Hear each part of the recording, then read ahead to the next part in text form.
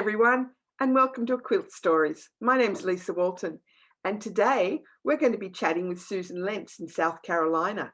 And Susan makes her quilts, but she also melts them. And you're going to be really fascinated with how and why she does that. Welcome, Susan. Hi, I'm really honored to be here and to be your guest for this chat. My pleasure. Here we've got Susan with one of her amazing quilts. The definition of an art quilt is something that is layered and stitched. And this is layered and stitched, but I can see lots of holes, and I know that they're created by melting. And this really blows my mind that you put all this work into something and then you melt it. So what's the name of this quilt, Susan? This is the funny thing is, I just considered this a triptych commission, and that's the only name I really gave it, other than the client's name. And I was very honored that she looked at a lot of my work and decided where in her house she wanted to hang it and needed a specific size. So we corresponded a little online, and I sent her some sketches of what I could make that would frame up, because my pieces are framed, to the size that she needed for her specific place. She accepted the design, and this is the piece that I made for her. So it's basically just the triptych commission. That's fine. That's fine. I always have great troubles making up names for my quilts. So we're going to start at the beginning of the process. Now, I know you actually do a lot of different types of work, and we're going to talk a little bit at the end about the fabulous work of art hanging behind you. But these have a special name in your sort of category of work, don't they? I call them the stained glass series. They developed out of another series, which I called the inbox series, where all the pieces were squares and rectangles, like little boxes. And I looked at that as being an aerial view to an imaginary city. And in each little box was a motif to reflect the people that lived there. My inspiration for this was the Austrian architect Friedrich Hundertwasser, who also spent a great deal of time and had residences in New Zealand. In New Zealand, I know that there's actually a public toilet in New Zealand with his design. Yes, he designed things like gas stations and fixed income condominium buildings. His palette as an artist was all the colors all the time, but the inspiration was individuality. And he felt that if you had to live in a box, and we all do, you had not only the right, but the responsibility to make that box your very own. So I started making just the little boxes. And many people told me, "Oh, Susan, they look like stained glass." I thought to myself, well, if you can make something that looks like stained glass without even trying, what would happen if you cut your polyester stretch velvet into shapes other than boxes and really try to emulate the look of a stained glass window? So this is a stained glass design that, you know, I've taken from touring all sorts of cathedrals and churches and studying medieval and Renaissance architecture. And this is the starting point. This is the starting point. You can see there a small graph paper, which is what I use to communicate with the client. This is the basic design.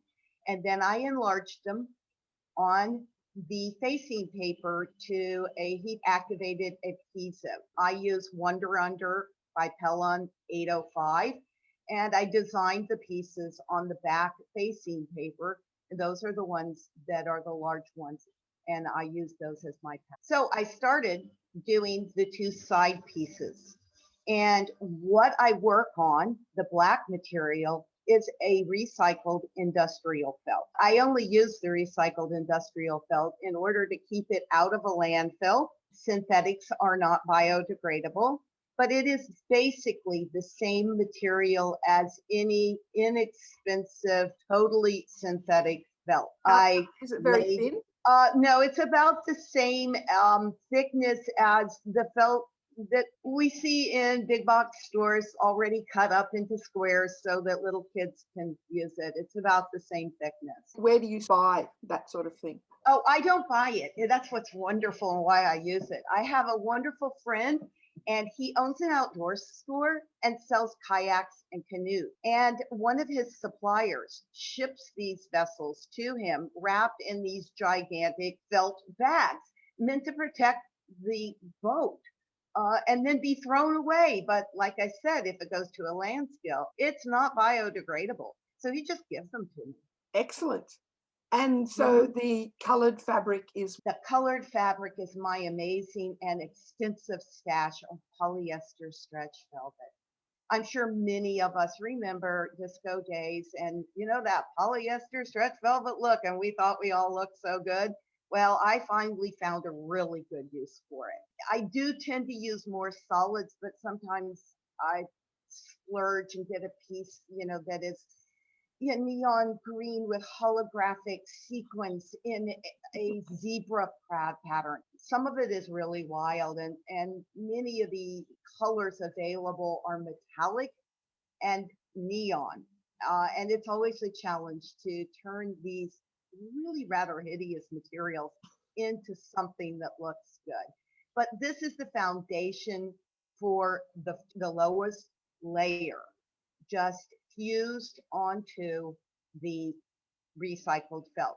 When I buy polyester stretch velvet, the first thing I do is I iron Wonder Under to the reverse of all of it and onto the felt. So okay. that's the first step. And then I put more Wonder Under over the entire surface so that I could use heat activated metallic foiling, just using the side of my iron with the foil to beat back some of the garish colors and to add a little interest and of course a little bling. Then I start cutting more of my polyester stretch velvet shapes, squares, circles, rectangles, heart shapes, and adding the layers right on top of the foundation piece. So you can see here that, for instance, the middle of the arch, that's a green layer on the bottom with an orange arch on top and a blue diamond and a yellow circle with a red circle. So that's 1, 2, 3, 4, 5 layers thick right there. Yeah. Some of the larger pieces will go up to 6 or 7 layers, but I don't go much higher than that. Okay. Probably wouldn't fit under the foot of the machine. That's how I've complicated and layered it. And I put another layer of Wonder Under over the entire top and add strips of sheer chiffon over the entire surface. There's 2 reasons for that. First, it complicates the coloring a little bit more.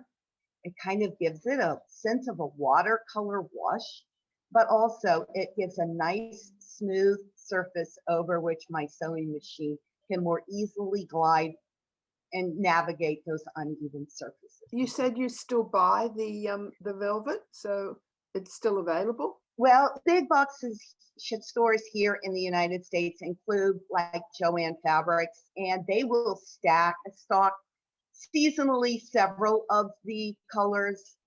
Several years ago, though, I ran out of orange, and it wasn't near Halloween, and I knew I wasn't going to get it anytime soon. So I did what people do nowadays. I went Googling, and I found spandexworld.com in New York City.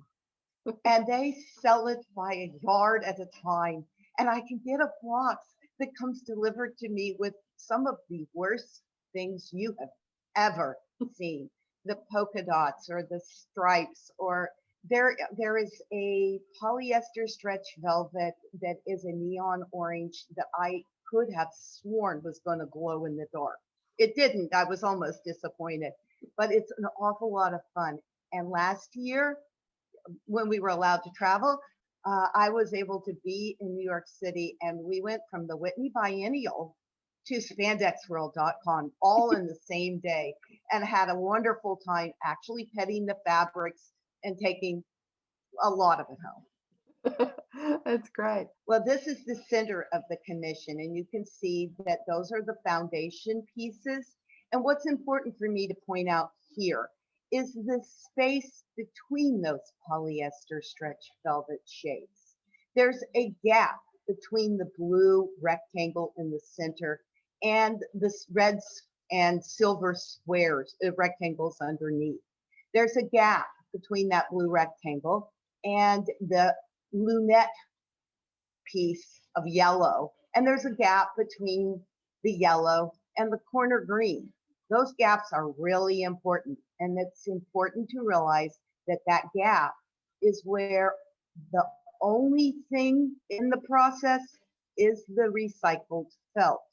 I'm not putting anything in those gaps. This is basically more polyester stretch velvet shapes. I cut everything freehand. Some of the larger circles, I'll trace a circle on it, but I'm cutting it out by hand and just fusing them layer on top of each layer or one another, complicating the foundation pieces, making interesting color combinations, just composing that way. Your organza. And here we have then the shifting color. You can see, especially along the edge, the strips of sheer chiffon going over the top of the whole thing. At this point, I'm ready to sew. All three of them lined up. They're all ready to go under my sewing machine. Here the piece is under the sewing machine.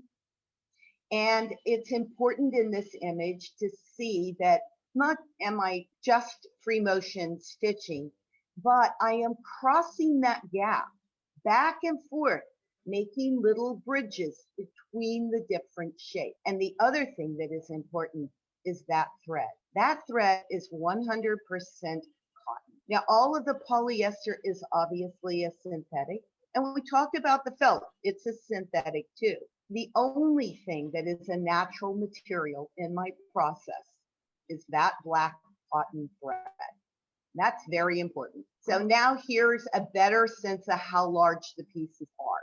And we're getting ready to melt them. They've all been stitched and little bridges have gone back and forth, little cotton thread bridges from each foundation, linking the foundation pieces. Because melting tends to want to shrink pieces, I've stapled them to stretcher bars. Wow. Now the stretcher bars I've used here were the ones I use for the work I ordinarily make. This commission was a different size. So, and I liked showing this, I like showing this piece to you because I'm not building a frame for each piece. I just laced it into the existing frames I had. Okay. All they needed to do was have enough tension on them so that the piece wouldn't kind of shrivel up and melt. So here they are, ready to go into the garage because I don't do the melting in the house. And there's a reason for that. Melting polyester, stretch velvet, and felt creates toxic fumes. Now, they won't kill you to breathe them in, but let's face it, if you can smell it, those fumes are going into your lungs and it's bad for you. I liken it to a cigarette. You smoke a cigarette, you're not going to drop dead, but you could get lung cancer eventually. So I wear a carbon-based filter. You can see I've got it on there, and I am poking holes using soldering irons. I have 3 different sizes of soldering irons, large, medium, and small. And it only takes a few seconds for the heat of the soldering iron to melt straight through as many as 6 and 7 layers of polyester stretch velvet and make those holes. I've made all the holes and then I melt, and there's a short video of the melting process. Yes, that video is in the description box. There's a link to it in the description box, and it's fascinating to watch, if not a bit scary. I think you're a very brave woman, Susan. So everybody, I recommend you check out that little video and see how Susan has melted those edges and things. I use an industrial heat gun, and I usually zap from the back. The important thing about zapping from the back is it tends to melt towards you. So that's why I go from the back. And it only takes about 2 seconds. And the gap between the polyester stretch velvet where it is the thinnest, will melt out first. Yes, if you stood there for 2 minutes with the heat gun, you could melt the whole thing into a blob. But why would you if it only takes 2 seconds and that thinnest space where it was only the felt melts away? What's amazing in those 2 seconds is that the cotton thread, being a natural, doesn't melt because natural fibers don't melt. They take a little bit higher temperature and a little bit longer before they might burn. Have you ever over melted and ruined No, a piece? no. And amazingly, in all of the workshops I have taught about this process, no one else has either. I'm not positive, but I think the instant gratification of the piece being melted is so, wow, it worked. You don't stand there and keep doing it. So I've never had anybody over melt, and I've never over melted either. So here is the piece, and you could see that I hand stitched the piece to a oversized acid-free mat board, going straight through the mat board and through the piece, so that, you know, God forbid a client's house catches on fire, the fire trucks come, pour water down the wall, ruin the framing, the piece can be removed without, you know, and restitched to a new piece of mat board. Anything you frame should be able to be taken out of that presentation in the same condition as it went into the presentation. So here are the three pieces stitched, hand stitched to a piece of mat board, and the mat board was fitted into a black linen liner. And that liner is important in the framing because it creates a small space between the glass and the piece. It's almost like a mini shadow box. And I had no place else to take the picture except on the back steps. And here's my husband. He's making sure that there's no, you know, dust particles or something inside the framing packet. And you can tell in this picture from the glare that the glass is slightly in front of all the artwork and not touching the artwork. And here's the client. She was very, very pleased. I bet she was. And while the client is standing there in front of your wall of keys, which is what you're sitting in front of now, would you like to just tell us a little bit about that piece? It was an installation that is still ongoing. I am obsessed with keys, but started years ago with the harebrained idea, the dream that wouldn't it be wonderful if I only had the key to happiness, the key to success, the key to world peace and good parenting skills and the remote control and a good diet and so many other things. Wouldn't it be wonderful? And it occurred to me, if I just made little tags to those keys, I could have all of those keys. Of course, I don't know where the doors are, but I have all the keys. There's approximately 1,200 on the wall. And a couple of years ago, I was able to take the installation all the way to the Festival of Quilts in Birmingham, England, to be part of a special exhibit with Through Our Hands, a organization that had a show there. It was a great honor to be able to share the wall with so many other people, especially to stand back and watch people with their cell phones out, snapping pictures, because in a very real sense, I think everybody would like to have one of those keys for themselves or for a loved one or a friend. Absolutely. It is a mesmerizing experience to stand in front of it. You can't help but wonder, which one would I take? And how did you get your keys to England? In 2 suitcases, 30 pounds in one and 30 pounds in the other, because believe it or not, that many keys weigh 60 pounds. With paperwork for TSAs, because let's face it, if they aren't going to pull my bags with 30 pounds keys in it, they aren't doing their job. showing that I had an invitation to exhibit and return the work. So I did not have a problem. I didn't have a problem because I have wheels on the suitcase. Otherwise, it would have been kind of difficult to carry 60 pounds of keys from the airport to the exhibit hall. And you hang them individually? I hang them individually, and each one of the tags is made using individually clipped letters collaged on heavy watercolor paper, and I made the cord, which I attach with them as well. And every key has a label? Every key has a label. I've crowdsourced for suggestions, because after a bit, you run out of ideas. You know, after success and heaven and respect and you know, a couple of those others, you need other opinions and ideas as to words that could be on keys. So it's been a fun installation with public input as well. Do people think you're a little bit obsessed? Oh, and it's not my only obsession. Buttons are also an obsession. Wooden thread spools. Oh, old photographs of anonymous people. I will bring those home, and a mission to save things and give them second life. It's a lovely mission to have. Well, I'm sure your lady was very thrilled with your piece, as anyone would be. She was amazed that it really looked like the drawing, because of course it was on a graph paper and then enlarged on paper to fit perfectly. Oh, here's a lovely shot of it. So much to look at. This is what I started off making, and it's all the same material.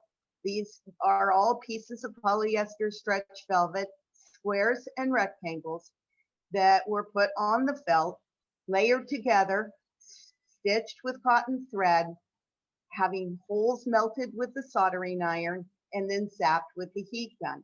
These are the ones that I call the inbox, that are made to look like aerial views to an imaginary Friedrich Hundertwasser city. Beautiful colors. Over the years, because I've been doing this, since about 2005, so it's been a long time, I've done all sorts of variations, including limiting the palette, or on this piece, instead of using cotton machine thread, this one is entirely stitched by hand. You can see that the bridges are DMC cotton floss and cotton pearl cotton. There's no machine thread on this piece at all. It's the same process though, and it's the same idea. But instead of doing the motifs in free motion, everything was hand stitched in colorful thread. It takes a lot longer. Yes. Are the pieces smaller? Most of them are. And one of the reasons is I usually only make one of these when I'm approaching a long trip in the passenger seat of our car. So I stitch these in the car. Okay. This is again a picture of the edge, but more importantly, a picture of how the framing works when I don't have a liner. The glass is held away from this piece because I've put small strips of foam centered board between the glass and the mat board, making a small space for the artwork to exist without being squished by the glass. Here you are looking very serious. Well, and that's the same piece again. Again, over the years, I've had to challenge myself to do something new, to figure out motifs that I hadn't tried before, to limit the palette, to try different sizes. And this is the image. This image was a collection of designs from the mid-19th century Owen Jones grammar of ornament dealing with Greek vases. It's beautiful. Okay, now we have a better shot of the keys behind you, which, so do you run your hands along them when you walk past them? Not really, but that's possibly because in the other room, there are 4 doors with peeling paint that have been nailed into a sculptural unit. And I have a bunch of just nails running down one side. And if I run my hand down them, it's like a musical instrument. So I have something else to pet instead. That's great. I believe you are very honored you get to exhibit at the Smithsonian Craft Fair. Is that the... Yeah, I have been accepted to the Smithsonian Craft Show and to the Philadelphia Museum of Art Show. And it is with this melted work that I also have gallery representation. And it's the workshop I teach. So I love making these pieces. I love the adventure that they brought me on, and the fact that people are fascinated by the approach, by the technique, and especially by the results. That's wonderful for me. I don't make those pieces all day, every day. I make an awful lot of other work. And I think jumping back and forth between different projects keeps everything really fresh. Yes. And I don't ever tire of making them. So with the virus, you're not teaching in person. Are you teaching online or planning to teach online? Lots of people have asked me that. Have you written a book? Are you going to teach online? No. As you know, the learning curve for audio and video and planning isn't as simple. You can learn it in an hour and go. And I have to think about the time I want to spend. I'm still working a full-time job as a custom picture framer. So how I spend the available hours for my artwork are very important to me, and the priority, I have to find some balance, and workshops do provide much needed income, but teaching online would also require time and expense to get to the point where the income could be coming in. And my reality is I could just frame a few more pictures. I understand that. I've spent quite a long time with the learning curve of online teaching. I found it very beneficial for me because I'm all the way here in Australia, and even when COVID goes away, travel is quite difficult. And so Yes. for me to have my online classes, whether they're live or on demand, has actually been a real benefit for me in this period. So I'm really pleased with having made the effort, but I can absolutely understand that you have a market for your work. I would think a fairly ready market for your work. So yes, you must set your priorities right, and when all this nastiness is over, I'm sure you'll be back on the road occasionally teaching all over the place. Teaching, or or finding another gallery to represent me. I'm very lucky that the Grovewood Gallery in Asheville sells very well for me. They were, of course, closed for the pandemic, but when they were able to reopen, sales picked up immediately. So I was very fortunate in that regard as well. I like spending most of my time, though, in my studio making art. And it's hard. Don't we all? Yeah, that's going to take the first priority. I do love teaching, though. I love how I can share a technique and watch something I've shared go in a new direction in the hands of an equally or more talented person. I've been very fortunate to teach people who, part of me goes, oh my God, they want me for a workshop instructor, but they free motion stitch better than me. And they draw better than me. And yet I can share a technique and they can take it in a new direction I wouldn't have thought of, and I don't even want to go in. And it's made a big difference to them. Oftentimes, these are participants that really don't know how talented they really are. And I think one of the best things I give in a workshop is that encouragement that if I can do it without any background in art and starting, at age 42 and having not learned at my grandmother's footsteps. And no, I didn't start sewing until I was married. And I don't have any, if I can do it, than just about anybody can do. Well, you make it look easy, but I know it's probably not. But I've always loved seeing your work, especially the stained glass series. Thanks. We might have to get you back to talk about one of your other series of works because you have quite a few and they're Oh, all very interesting. yes, I would love to come back. I've been asked a lot recently about the found object mandalas that I'm making now, and I'm totally obsessed with that. And keys are involved. Oh, Uh, really? You have a few spare oh, keys yes, left. yes.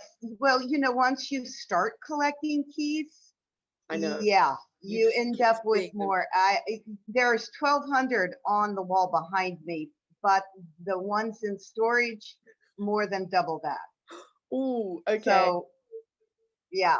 A Mhm. lot of found Found object objects in works. me. Yeah. Beautiful. Love it. Love it. Thank you very much for spending some time with us today. I'm sure if you were interested in seeing more of Susan's work, just leave a comment in the comments field below, and I'm sure we can get her back to talk about some more of her obsessions. And also, I'd love it if you subscribe. There's a button that you can click on to subscribe or do a thumbs up, and then we'll know that everybody, thanks, Susan, that people are really enjoying this series, and I'm looking forward to bringing you many, many more. So thank you for your time today. It's been great, and I look forward to seeing you again soon. It's been my honor. Thank you very much for having Great.